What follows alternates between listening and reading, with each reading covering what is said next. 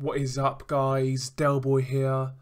In what was arguably the fight of the weekend, Michael Hunter pulls off a shock upset win over highly touted prospect at heavyweight Martin Bakole. This fight took place at York Hall and it was a cyclone show.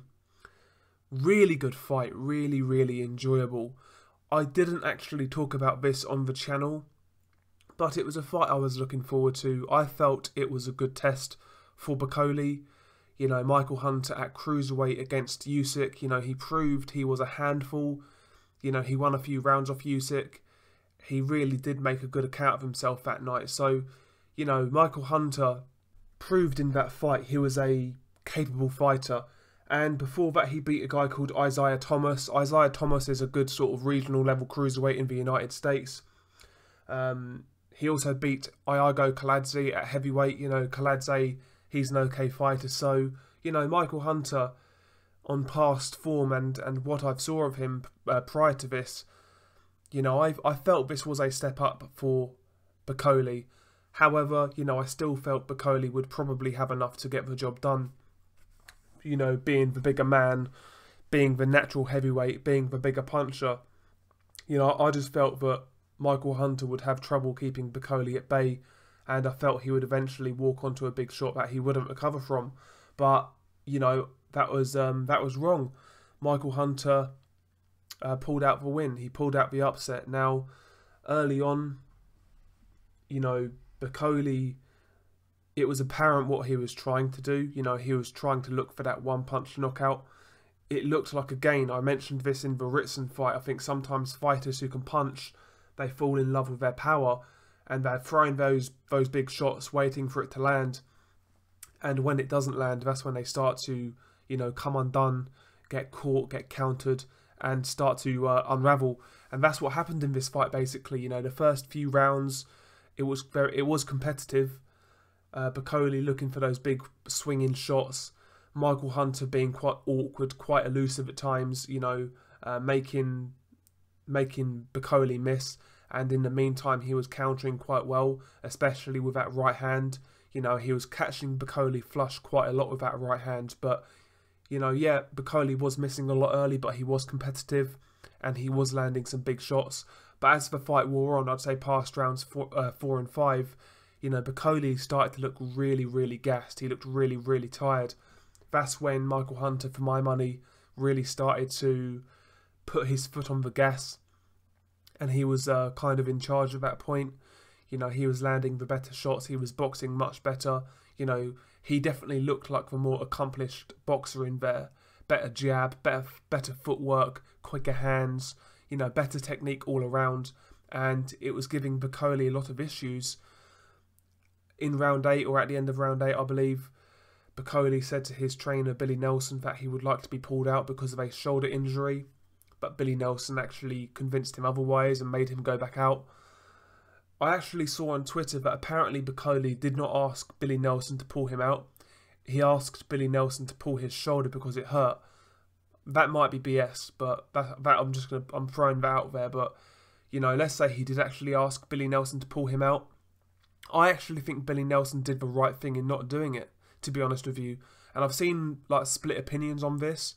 You know, a lot of people out there kind of said that, you know, if a fighter doesn't want to continue, they should pull him out. And I can see that argument, but if they pulled him out, you know, he then has the reputation of a quitter, and that in itself, in my opinion, would be a lot harder to come back from in comparison to a points loss or even a stoppage loss. So I think Billy Nelson might have done the right thing. You know, Bakole still had that punching power. You know, he could have still pulled it out. So it wasn't completely lost, but, you know, it is a hard one. Do you pull him out? Do you not? I'm not sure. But yeah, round 8, apparently Bakole asked Billy Nelson to pull him out. Billy Nelson made him go back out. Round 9, you know, Bakole's looking shattered. He's looking really tired. And it's worth mentioning, Michael Hunter looked pretty gassed as well, but the difference was, you know, the experience. And Michael Hunter was holding his shape a lot better than Bakole. Bakole was looking really ragged, whereas, you know, Hunter was kind of keeping his shape better. He was still being a bit elusive. He was still trying to move. He was still trying to box to a game plan, whereas Bakole just kind of fell to bits, and that was the big difference here. So round 9, you know, Bakole looked he looked ready for the taking. Round 10 is when it happened. You know, a series of right hands from Michael Hunter landing flush. You know, Michael Hunter's pummeling Bakole against the ropes. And eventually the referee jumps in for a 10th round stoppage. And I think the referee did the right job. It was clear Bakole had nothing left. I know it was right at the end of a round, but, you know, you've got to save a fighter in that instance. So the referee, I think, made a good stoppage. He gave Bakole every opportunity to come back, but, you know, he just had nothing left, really. And Michael Hunter really pulls out a good win here. He announces himself to the heavyweight division, and we will see where he can go from here. He does look a bit small to sort of compete in the heavyweight division at the higher levels. But, you know, this Bakole guy was a highly touted prospect who was a lot bigger than Michael Hunter, and Hunter dealt with him. So maybe Hunter can actually go up another level and have success. We will see. But, you know, I've got a feeling when he comes up against a bigger guy who's a bit more experienced and a bit more skilled than Bakole, Michael Hunter then might have some problems. But, you know, Hunter really impressed me. Showed he's got a good chin, good heart, decent skills. You know, Michael Hunter really came to fight, and he deserves something big after this fight, in my opinion. As for Bakole, where does he go from here? I mean, first and foremost, a long break. You know, it was a really tough fight. He took a lot of punishment, so I think Bakole needs a long break for first and foremost, because I think that type of defeat is very hard to come back from. Yeah, it's not the fact he was beaten. It was how he was beaten. I felt that,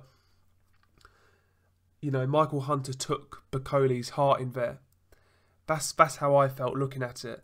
And those type of defeats are hard to come back from.